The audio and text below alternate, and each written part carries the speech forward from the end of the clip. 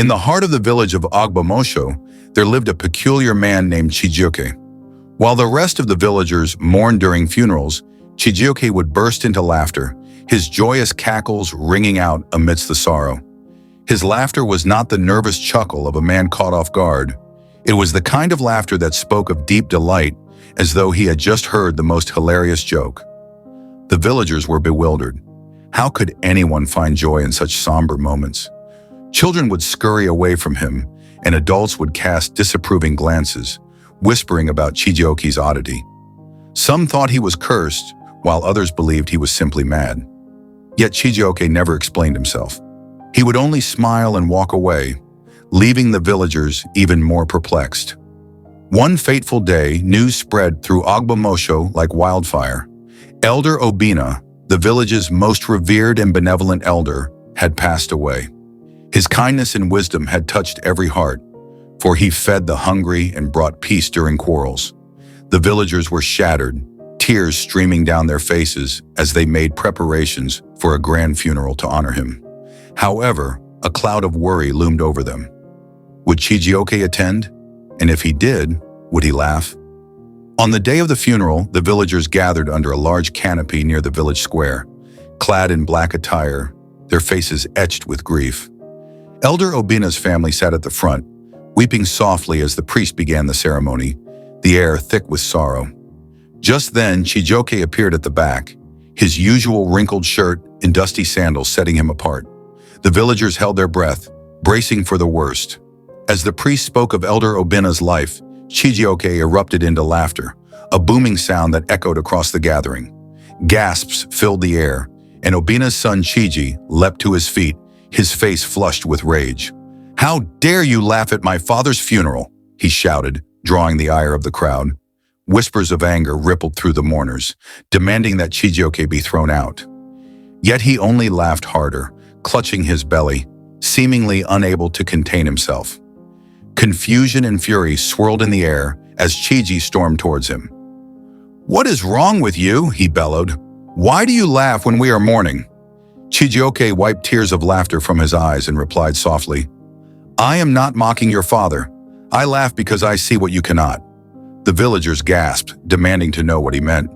"You wouldn't understand," he said, turning away and leaving them in stunned silence. After the funeral, the villagers buzzed with speculation about Chijioke's bizarre behavior. Some believed he held a secret knowledge, while others thought he was simply mad. Chiji, however, could not shake off the humiliation and anger. "He disrespected my father," he muttered to himself. Determined to uncover the truth behind Chijioke's laughter, he began to question the villagers about him.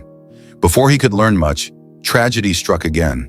A young woman named Amaka, known for her beauty and kindness, suddenly died, leaving the village in despair. Rumors of foul play began to circulate as her mother wailed that Amaka's death felt unnatural. The villagers braced themselves for another funeral, anxiety mounting over whether Chijioke would attend and what antics he might unleash. As the day of Amaka's funeral arrived, dark clouds loomed overhead. Villagers gathered, their hearts heavy with grief. Amaka's family sat at the front, tears streaming down their faces. The priest began the solemn prayers, and just like before, Chijioke appeared at the back. For a moment it seemed he might hold his tongue, but as the priest continued, Chijioke's laughter erupted once more, unsettling the mourners. "Why are you laughing at my daughter's death?" Amaka's mother shrieked, drawing the crowd's ire towards Chijioke. Yet he remained unfazed. "I do not laugh at your daughter," he said, his tone grave. "I laugh because the truth is near." Murmurs of confusion spread through the crowd, but Chijioke turned and walked away, leaving them more bewildered than before. Chiji, still seething with anger, resolved to confront Chijioke once more. That evening, he followed him to his modest home at the village's edge. As the sun set, casting a warm glow over the land, Chijioke sat outside, gazing at the sky. "Tell me what you meant," Chiji demanded. "What truth are you talking about?" "The dead do not rest until their stories are told," Chijioke replied, his voice somber. Chiji frowned, confused. "What stories?" he pressed. Chijioke's expression turned serious. "Your father and Amaka were killed, Chiji," he said, "and the truth will not stay hidden." Chiji felt a chill run down his spine. What are you saying? My father was poisoned? Amaka was murdered? His voice trembled with disbelief. Chijioke nodded solemnly. The dead speak, Chiji. I hear their cries. Elder Obina and Amaka's spirits are restless, and they demand justice. Determined to uncover the truth, Chiji began to investigate his father's last days, asking questions among the villagers. One old friend mentioned that Elder Obina had complained of a bitter taste in his food. Chiji's heart raced. Could Chijioke's claims be true? His search for answers led him to the village herbalist, who had provided remedies for Elder Obina. Did my father seek your help before he died? Chiji inquired. The herbalist nodded but added, I suspected something was wrong. It felt like poison. Chiji's heart sank. The pieces of the puzzle were falling into place, but he needed more proof. As he delved deeper, Chiji learned from Amaka's friend that she had expressed fears about someone in the village before her demise. Chiji's blood ran cold. Could her death be linked to his father's? Filled with dread and urgency, he returned to confront Chijioke again. You were right, Chiji said, his voice heavy with frustration. There's more to my father's death and Amaka's fall than I thought. Chijioke nodded. The dead don't lie, but now you must decide. Will you uncover the truth or let it stay buried? I need to know, Chiji declared firmly. Chijioke leaned closer, cautioning him about the dangers that lay ahead. There are people in this village who will do anything to keep their secrets hidden. Chiji knew he had to tread carefully. He began to gather his father's friends, seeking any information about the days leading up to Elder Obina's death. One friend revealed that Elder Obina had argued with Chiji's uncle, a fact that sent waves of unease through him. With this new lead, Chiji confronted his uncle the next morning, demanding answers about their disagreement. His uncle's anger flared at the accusation, and Chiji felt his heart race. He could sense the tension, the underlying threat. Despite his uncle's denials, Chijioke's words echoed in his mind. Determined to uncover the truth, Chiji continued to investigate. He spoke to the housemaid about any strange occurrences during his father's final days. After some coaxing, she revealed that his uncle had often come by to prepare meals, claiming it was a family recipe. Chiji's suspicions grew, and he sought the village storyteller, Mama Nkechi, for answers. She spoke of jealousy and betrayal, hinting that his uncle's actions were driven by greed. Chiji's heart raced as he connected the dots. Had Amaka discovered his uncle's plot? Fueled by newfound determination, Chiji confronted his uncle once more, demanding the truth. When pressed, his uncle's facade began to crumble, revealing a man cornered by his own deception. The revelations flowed like a river, each confession stirring the pot of anger within Chiji. With Chijioke's guidance, Chiji gathered the elders to expose the truth. The village was rocked by the confessions, and the betrayal felt like a sharp knife in the hearts of all who knew Elder Obina and Amaka. Justice was served, and Chiji felt a weight lift from his shoulders. As life in Ogbomosho slowly returned to normal, Chiji reflected on the journey he had taken. He planted a tree in memory of Elder Obina and Amaka, vowing to keep their stories alive. The villagers, once filled with whispers about Chijioke, began to respect him for the truth he had revealed. One morning, as Chiji sought out Chijioke to express his gratitude, he found the man's home empty. Chijioke had vanished. But in his heart, Chiji knew that Chijioke had fulfilled his purpose. He had brought justice to the dead and peace to the living. As he stood outside the empty house, he felt a gentle breeze and heard an echo of laughter, a reminder of the man who had laughed at funerals. With a smile, he whispered, "Thank you, Chijioke." Though he was gone, his legacy would forever remain in the hearts of the villagers. In a quiet village named Ekwu, nestled among lush hills in Nigeria, life was simple and peaceful. The villagers were friendly, sharing stories in the evenings after a long day of farming and fetching water.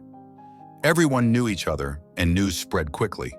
But recently, an unsettling fear settled over Ekwu. Young women began to vanish, only to be found dead days later, their bodies marked with strange bite marks on their necks. The villagers whispered about these mysterious deaths, which felt like the work of a hidden predator. Chief Ikenna sent hunters into the nearby forest to seek out the creature responsible, but they returned empty-handed. As fear gripped the village, mothers warned their daughters to stay indoors, even during the day. Ekwu, once filled with laughter, grew quiet and tense. Amidst this fear, there was one man who seemed unfazed. His name was Kelechi. Tall and handsome, with a smile that could melt hearts. He was a skilled builder. His charm dazzled the women, making them forget the danger lurking in the shadows. With his smooth skin and sparkling eyes, Kelechi walked through Ekwu like he owned it. Women giggled and blushed whenever he passed, drawn to him like moths to a flame. But Kelechi harbored a dark secret. He didn't care about the deaths or the fear that enveloped Ekwu. He reveled in his charm, using it to lure women away from the watchful eyes of the village. Under the cover of night, he would take them to his hut on the outskirts of the village. There, he would enchant them with his words and warmth. But just before the night turned dark, he would ask a chilling question.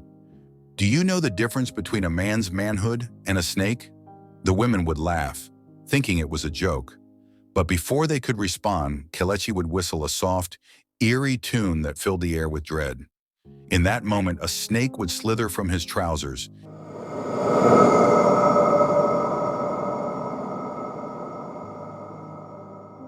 its cold body wrapping around them before delivering a deadly bite.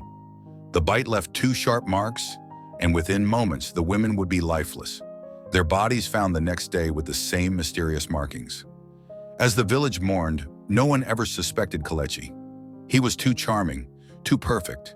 Each death deepened the villagers' fear, but Kelechi continued his life as if nothing were wrong. The women remained oblivious to the danger that lurked beneath his good looks. With a confident air, Adaise caught Kelechi's eye the moment he saw her. At the village well, while other women giggled and blushed, she remained composed, seemingly unaffected by his charm. Kelechi was intrigued. He had never encountered a woman who didn't fall for his allure. Determined to win her over, Kelechi began to follow Adaise, seeking every opportunity to talk to her. But she kept her distance, never allowing him to get too close. The more she resisted, the more obsessed he became. One afternoon, Kelechi saw his chance when Adaise was at the well, carrying her water pot. He approached her with his signature smile, offering to help. She accepted, but remained polite yet distant. He felt a thrill of victory lifting the pot onto his head. But Adaise's cool demeanor only fueled his desire to conquer her heart. Days turned into weeks, and Kelechi was consumed by thoughts of Adaise.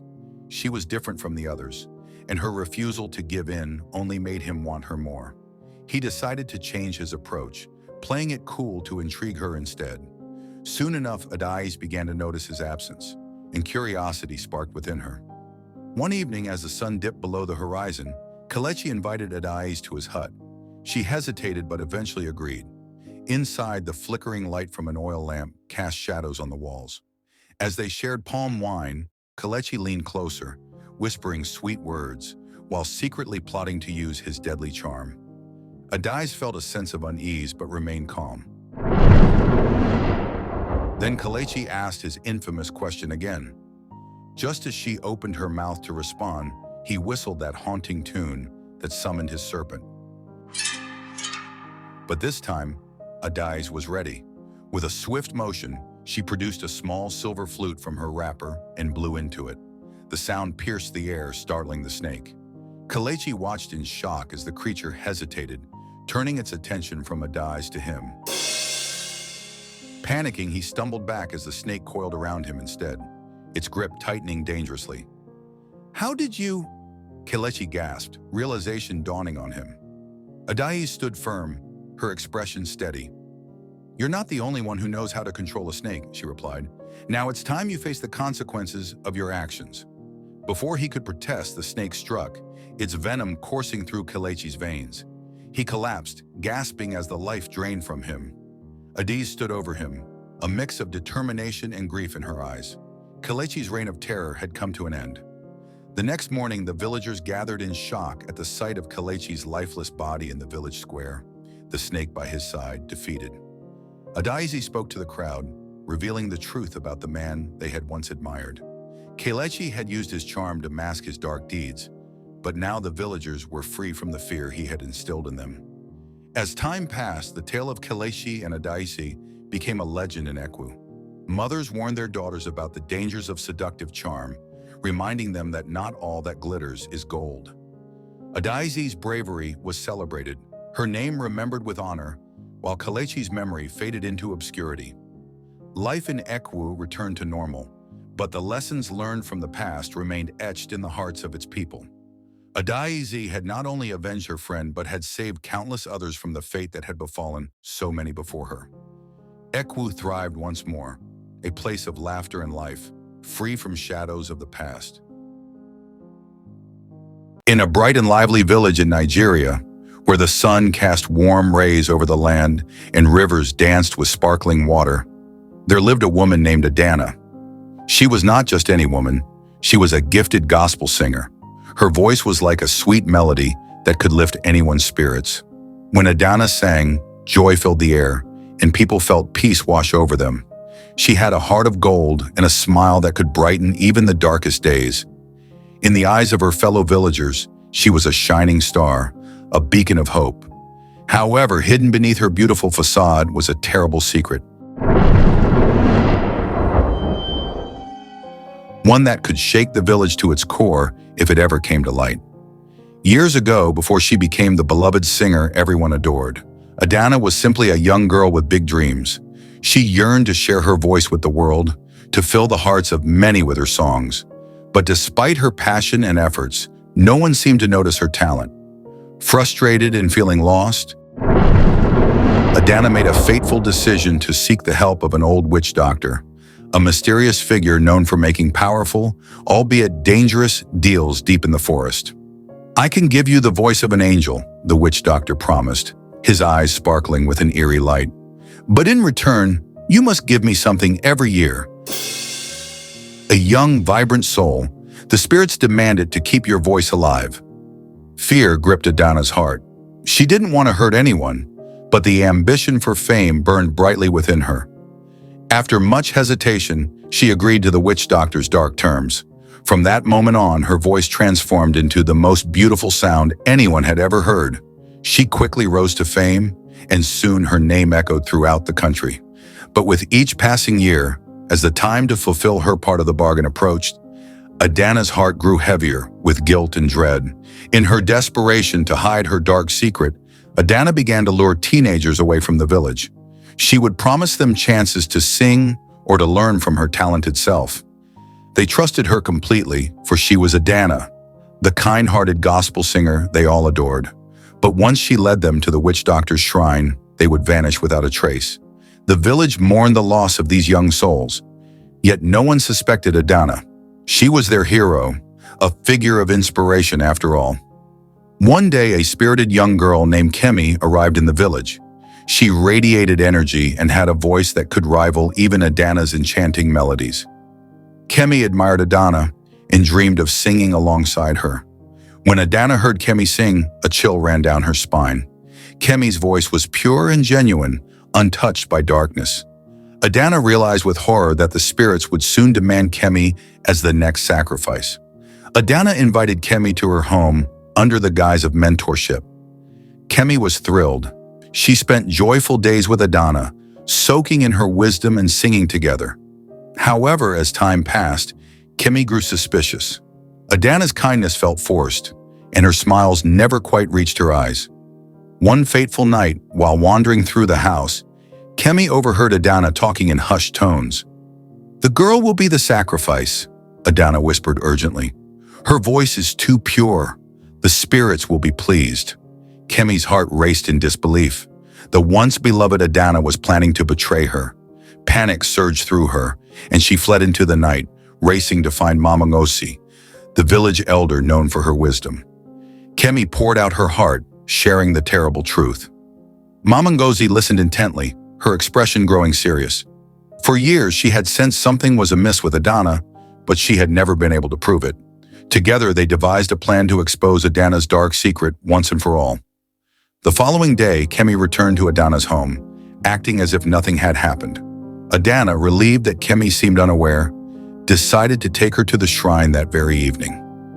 As they walked through the thick forest, Kemi discreetly dropped beads from her bracelet, creating a trail for Mama Ngozi and the villagers to follow.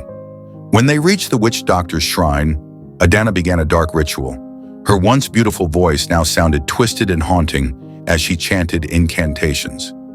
Just as she was about to complete the terrible sacrifice, Mama Ngozi and the villagers burst in, following the trail of beads. "Adana, stop this madness!"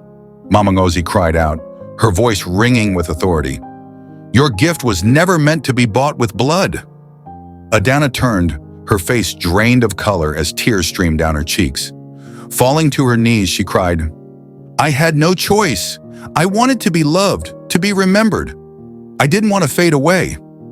Mama Ngozi stepped closer, her voice calm yet powerful. "True greatness comes from within, Adana. It does not come from dark pacts or hurting others. You have betrayed the trust of those who loved you, but it's not too late to change your path." Overwhelmed with emotion, Adana broke down and confessed everything. The villagers were heartbroken, yet they chose to give her a chance to redeem herself. Together they destroyed the shrine, shattering the pact with the spirits. As the shrine crumbled around them, Adana's beautiful voice faded away. She could no longer sing, but through her pain, she discovered a new purpose. Adana dedicated her life to helping others, sharing her story as a warning against the dangers of greed and desperation. Kemi, inspired by Adana's courage and transformation, blossomed into a talented gospel singer herself. Her voice was filled with life and hope, and she sang songs of healing and forgiveness. Together, Adana and Kemi became symbols of redemption for the village. They taught everyone that true greatness isn't about fame or perfection. It's about facing your mistakes, learning from them, and striving to do better. And so, the melody of Shadows transformed into a powerful song of hope, echoing through the hearts of everyone who heard it, reminding them that even in the darkest times, love and kindness could prevail. Daniel came to her room again, but this time, there was no hesitation. He climbed into bed beside her, wrapping his arms around her. It wasn't just the embrace of a mother and son. It felt like something much deeper, a connection that transcended the ordinary. As she listened to his heartbeat, she felt a peace she hadn't known in years. Whatever this was, whatever it had become, she was ready for it. Daniel and she had always shared a close bond, but now they were something more, partners in a connection that defied convention. As she drifted off to sleep, a smile spread across her face. It felt crazy, yet it also felt incredible, as if they were embarking on a new chapter in their lives, one filled with love, understanding, and a bond that would carry them forward into the unknown. On a tranquil Friday night in a cozy suburban neighborhood, the air was crisp and the stars twinkled like scattered diamonds against the dark sky. Inside a modest two-story home, the soft hum of silence hung in the air, broken only by the distant sound of crickets outside. The living room, with its well-worn couch and family photos adorning the walls, had witnessed countless moments of joy and sorrow. After a long, demanding week, the weary single mother, Sarah, finally found herself enveloped in an unusual calm. She longed for the embrace of sleep, hoping nothing would disturb the peace that had settled over her home. For 8 years, life had been a tumultuous roller coaster since her divorce. Sarah and her ex-husband had parted ways amicably, but raising her son Daniel alone had been both a challenge and a reward. He was her world, smart, funny, and kind-hearted. As she made her way to her bedroom, the familiar creaks of the wooden floorboards beneath her feet felt like an old friend. That night, exhaustion weighed heavily on her, and she barely managed to slip into her pajamas before collapsing into bed. The house was still. Daniel had retreated to his room earlier, lost in the virtual realms of his video games and the demands of homework. Snuggling under the fluffy blanket, she felt its warmth wrap around her like a comforting hug, a welcome reprieve from the world outside. Life had finally calmed down after a tough year filled with emotional ups and downs, and she felt fortunate to have Daniel by her side, even as he approached adulthood. In the dim light of her room, shadows danced on the walls and her thoughts began to drift, reflecting on the bond she and Daniel had forged. They had shared so much after his father's departure, and despite the challenges, they had crafted a good life in their little oasis.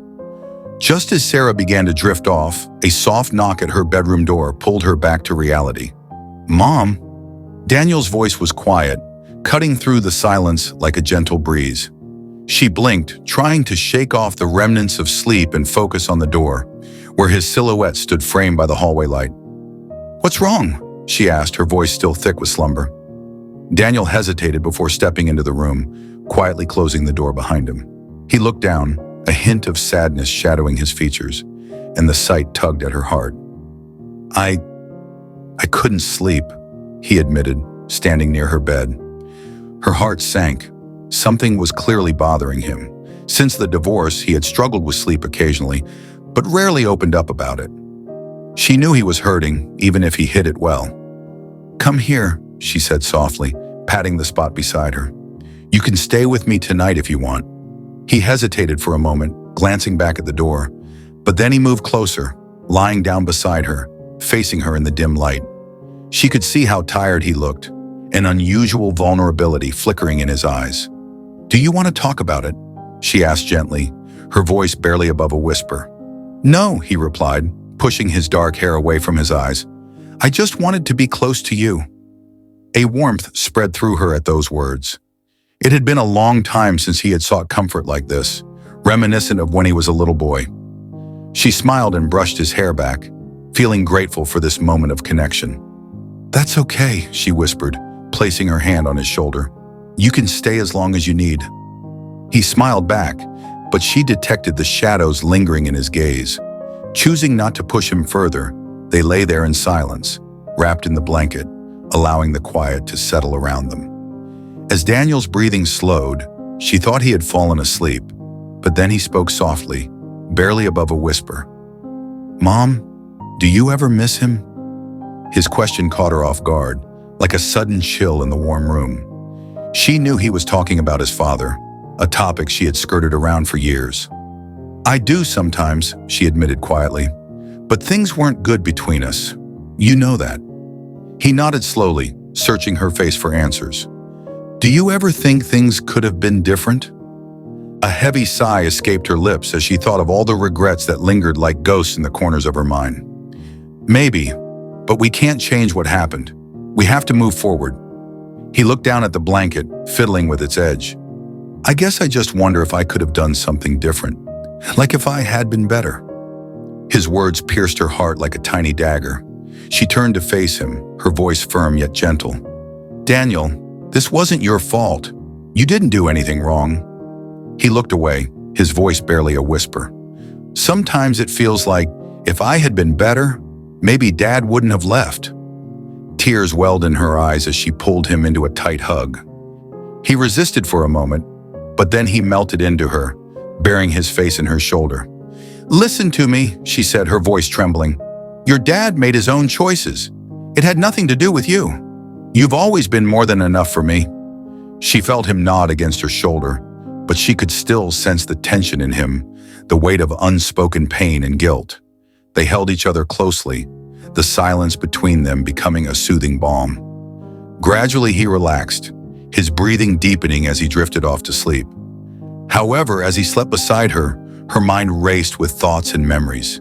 The sound of laughter at the park, the warmth of summer days spent playing soccer in the yard, the fading echoes of a family once whole. Amidst that peaceful embrace, a strange feeling stirred within her. It was a warmth spreading through her chest, a connection that felt deeper than the typical bond between a mother and son. She tried to ignore it and focus on his rhythmic breathing, but the feeling persisted, refusing to be silenced. Morning arrived too soon, the soft light of dawn filtering through the curtains, casting a golden hue across the room. She watched Daniel sleep, his face serene and relaxed, the tension from the night before seemingly forgotten. A swell of love and pride filled her heart, yet that unfamiliar feeling lingered, a gentle tug in her heart that she couldn't shake. Carefully, she slipped out of bed and made her way downstairs to the kitchen, where the scent of freshly brewed coffee greeted her like an old friend. The familiar routine of cooking offered comfort, but her thoughts kept drifting back to their late-night conversation. Daniel had always been sensitive, but she hadn't fully realized how much his father's absence had affected him. She wished she could ease the guilt he carried, but the warmth she had felt while holding him nagged at her, a reminder that their relationship was shifting. Soon, Daniel emerged from his slumber, his hair tousled and his youthful frame still evident in his pajamas. Yet there was a newfound maturity in his eyes, a spark that hadn't been there before. She greeted him with a warm smile, trying to mask the emotions that lingered from the night before. "Morning, sleepyhead," she said, placing a plate of pancakes before him, the syrup glistening like morning dew.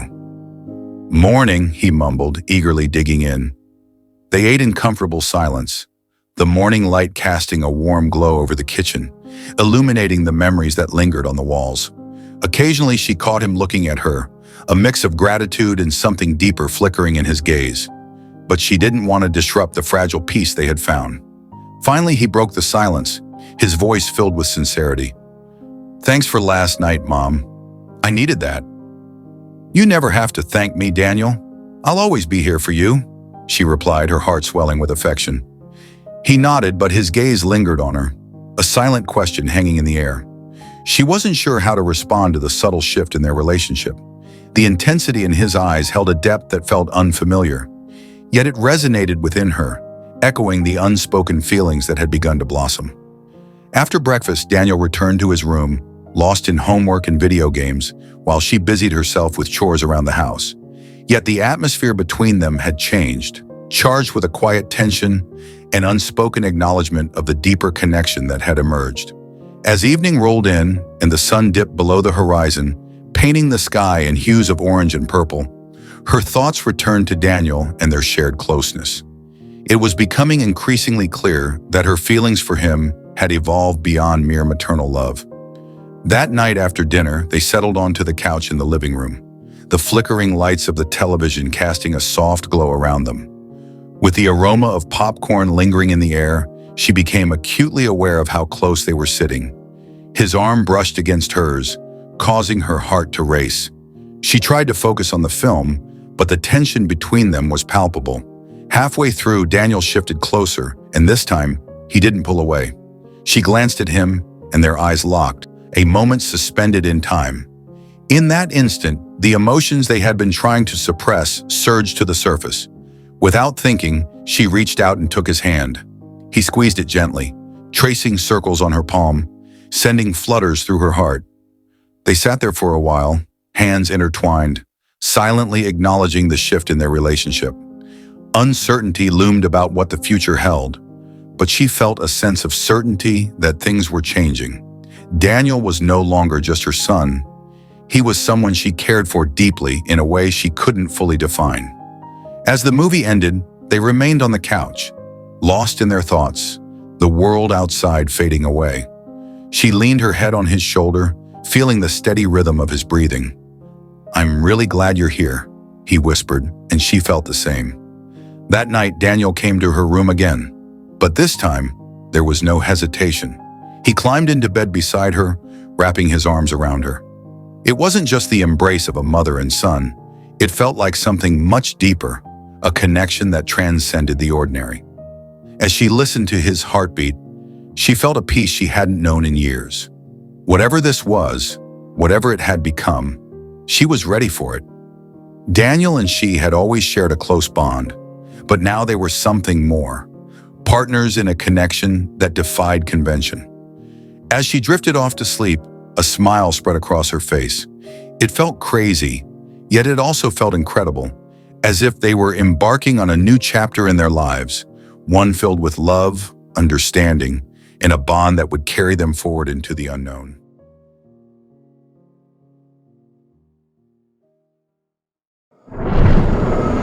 In the bustling city of Ibadan, Adora had always dreamed of finding a love that felt like a vibrant melody, one that would make her heart dance. For years, she believed she had discovered that love with Tunda. He was charming, generous, and cherished her in a way that made her feel extraordinary. Their relationship blossomed, becoming a source of admiration for those around them. Whenever Adara and Tunde entered a room, their joy was palpable, captivating the attention of friends and strangers alike. However, there was one person who seemed to harbor a hidden envy. Nneka, Adaora's stepsister. Nneka had always been the polar opposite of Adaora. Where Adaora was gentle and nurturing, Nneka was brash and competitive. From childhood, Nneka had envied everything Adaora possessed, from her wardrobe to her friendships, and even her small victories. Initially, Adaora dismissed it as mere sibling rivalry, but as they matured, she realized that Nneka's jealousy ran deeper than she had thought. Still, Adaora never imagined that Nneka would attempt to take away the one thing she held most dear. Tunde. Caught up in wedding plans and dreams of a future together, Adaora was blissfully unaware of the brewing storm. She felt secure in Tunde's love. He would call her each morning, send sweet messages throughout the day, and always make her feel cherished.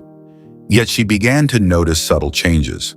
Tunde's responses to her texts grew shorter, and when she asked if anything was wrong, he would brush it off with a smile, claiming he was simply tired. As weeks passed, Tunde started making excuses. Work was overwhelming, he needed some space. The idea of Tunde needing space from her felt foreign. They had always been tightly bonded, sharing their lives openly. Meanwhile, Nneka's demeanor around Tunde transformed. She suddenly became overly sweet, laughing a bit too hard at his jokes and finding reasons to touch him casually. Adaora noticed the shift but tried to convince herself that she was imagining things. One evening, Adaora decided to surprise Tunde. She hoped to reignite the spark that seemed to be dimming. She prepared his favorite dish, donned the dress he loved, and made her way to his apartment, excitement bubbling within her. However, as she stood outside his door, a wave of anxiety washed over her. Shaking it off, she pushed the door open, expecting to see Tunde relaxing with a smile. Instead, she stumbled upon a heart-wrenching sight. Tunde wrapped in Nneka's embrace, their lips locked in a kiss that pierced Adaora's heart. Time seemed to freeze as Adaora stood there, disbelief coursing through her veins. The dessert she had brought slipped from her fingers, crashing to the floor and shattering the moment. Tunde and Nneka pulled away, their faces draining of color as they took in the sight of her shock-stricken expression. "Adaora," Tunde stammered, but words failed him. Nneka, quick to act, feigned innocence. "Adaora, it's not what it looks like," she exclaimed, her voice trembling with false sincerity. "What is it then? A friendly hug?" Adaora's voice trembled with hurt and anger. Tears threatened to spill from her eyes, but she fought them back. She had trusted both of them. Her love for Tunde and her bond with Nneka had been genuine, and now they stood before her, betraying her in the worst way possible. The silence was deafening, broken only by Tunde's desperate attempt to explain himself. "I was confused, Adaora. I thought Nneka was telling me the truth about you," Tunde pleaded, his voice shaky. "She said you were seeing someone else." Adaora's heart sank further. "You believed her over me?" she whispered, hurt flooding her being. Nneka chimed in. "I just wanted to protect you, Adaora. I thought he deserved to know. Protect him by kissing him. That's a new level of betrayal, Nneka," Adaora shot back, her voice filled with bitterness. Tunde looked between the two, regret etched across his face. "I never stopped loving you, Adaora. I just let my fears take control," he said, but the words fell flat against the weight of her disappointment. "I'm not a second choice, Tunde," Adaora replied firmly, her heart breaking anew. "If you truly loved me, you would have trusted me." With that, she turned away, leaving behind the shattered remnants of her trust. That night, Adaora lay awake, haunted by the image of Tunde and Nneka together. But as the days passed, her anger morphed into determination. She began to gather evidence, combing through messages and speaking to friends, only to discover that she had never betrayed Tunde. Instead, Nneka had been weaving a web of lies to tear them apart. Armed with the truth, Adaora confronted Tunde once more. "Read this," she thrust her phone at him, revealing Nneka's deceit. Tunde's face paled as he processed the betrayal he had unknowingly inflicted on Adaora. "I was foolish," he admitted, his voice filled with regret. "I should have believed you." "But you didn't," Adaora replied, tears streaming down her cheeks. "You chose to listen to her lies." Tunde's desperation was palpable, but Adaora stood firm. "This is it," she stated, turning away from the relationship that had hurt her so deeply. Months passed, and Adaora focused on her own growth. She traveled, embraced new experiences, and rediscovered her own worth. The pain of betrayal slowly faded, replaced by a newfound strength. Meanwhile, Tunde realized he had made the gravest mistake of his life. Nneka, now devoid of Adaora's light, became a source of constant turmoil in his life, proving that her intentions were never genuine. One day, while walking hand in hand with a new love, someone who appreciated her and respected her, Adora spotted Tunde across the street. He looked regretful, but she simply smiled, her heart unburdened by the past. She understood that the best form of revenge was not anger, but moving on. And in that moment, she felt victorious.